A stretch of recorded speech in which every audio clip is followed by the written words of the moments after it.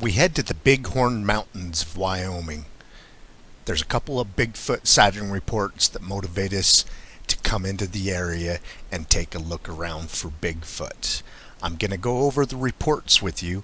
We'd like to show you the area as we go into Bigfoot, and we'd like to give you the sighting reports on location that motivate us to come into the area. We just don't stumble around the woods in any given place looking for Bigfoot. We're in the area for sighting reports, not just the onesie-twosie sighting reports, but we like a history of Bigfoot sightings, several different witnesses over several different years. That's what motivates us to come into the area. I'll give you the sighting reports. I'll give you the most recent Bigfoot sighting report that we're interested in first, and then down in the description of this video I'll provide a link to the original sighting reports.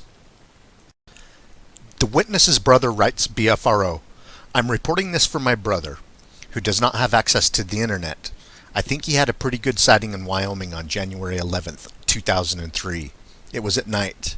Can you contact him at home anytime after 6 p.m. Pacific time zone? I will give you his address and phone number on the bottom. He gave me permission to contact you." It appears the BFRO investigator wants to remain anonymous. His name does not appear on the report. Here's what the follow-up investigation report entails. I contacted the witness by phone after talking to the person who submitted this report, his brother. After the initial interview, I later called and spoke with him once more. On January 11th, 2003, the witness, DJ, along with his wife and child, were driving west between Gillette and Buffalo, Wyoming on Interstate 90. They were traveling home to Las Vegas from Aberdeen, South Dakota. It was between midnight and 1 a.m. in the morning, so it could have been the 12th, and DJ's wife and child slept in the back seat. The witness said it was very cold out, way below zero, and that it was a bright night with the moon. They were about a third of the way to Buffalo from Gillette, and DJ was seeing mule deer along the sides of the road. Then up ahead he saw an upright animal cross the road from south to north. It was big. It walked on two legs and had a stooped posture. He further described it as being covered with hair, and said it had no neck, and it had shoulders like a linebacker. The animal turned its whole torso to look toward his approaching car, and he said the eyes shined red. DJ told me that he grew up hunting in South Dakota, has hunted deer all his life. He said his brother, the one who submitted the report, because DJ does not have a computer, has always been interested in Bigfoot, but he himself never believed in it. He empathetically said no, that it wasn't a person out there and it was no bear. It was nothing he had seen before. 2 or 3 times during our conversation, DJ described the animal as ape-like. When I asked him about his statement in which he described himself previously as a non-believer, he said, "Right. I believed it didn't exist. But now, after seeing what I saw out there, I know what I saw. No doubt about it. What everybody else says, I don't care. What's true is true." He went on to say that people are giving him a hard time about it, but he thinks it's just a matter of time before one turns up, then he will be vindicated. The town of Buffalo sits on the foot of the Bighorn Mountains along their eastern flank. I-90 from Gillette to Buffalo is 67 miles of desolate, treeless, rolling sage hills full of draws and gullies, and also full of mule deer. I've traveled this road many times myself. You have to be careful driving that road at night because they're everywhere. A few years ago I saw an elk, I think, somewhat near Buffalo than where DJ had his sighting. It was about 0 degrees Fahrenheit there in the morning of the 12th and fairly breezy, so it was very cold. Interstate 90 crosses the south-flowing Powder River at about halfway point to Buffalo, but it sounds like this sighting was several miles east of that. It's an interesting thing, the idea of Sasquatch out in the country like that in January cold. Because this Bigfoot sighting happened in the wintertime at the base of the Bighorn Mountains, we believe that the Bigfoot's main habitat is the Bighorn Mountains. Just like anywhere in the cold wintertime when the snow gets deep, the Bigfoot will go down into the valleys where it's a little warmer, a little less snow, and probably more food. So we're in the Bighorn Mountains looking around for Bigfoot. We're going to give you the other Bigfoot sighting report in the Bighorn Mountains that we're here to investigate the area. I hope you enjoyed. Watch this to the end so you can see the other Bigfoot sighting and the beauty of the Bighorn Mountains. Keep on watching. We're going to keep on squatching. This Bigfoot sighting happened in the summer of 2000. It was June 23rd. They were on their way from Rapid City and they were headed east into the Bighorn National Forest. They were on the switchbacks, some 11 miles east from Ten Sleep, Wyoming.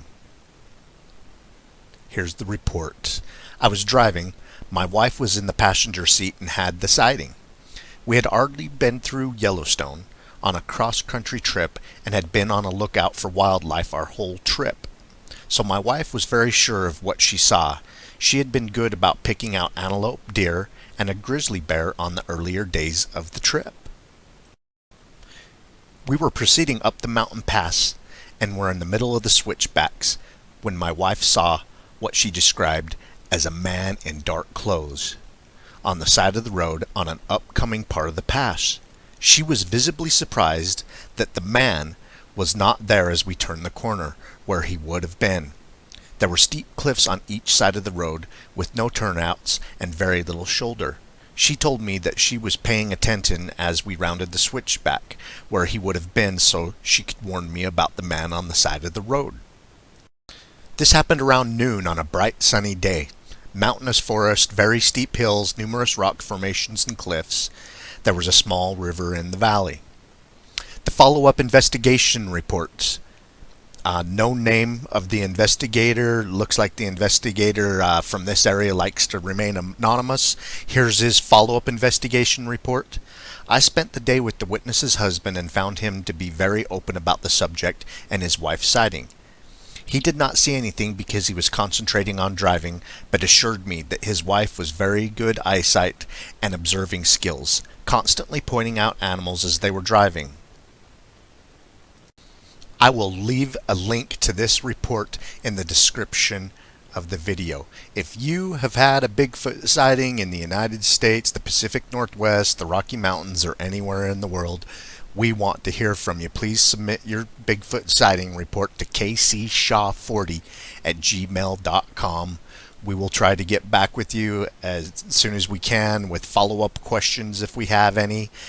These Bigfoot sighting reports are very important to us, especially if they start to form a history of sighting reports in a certain area.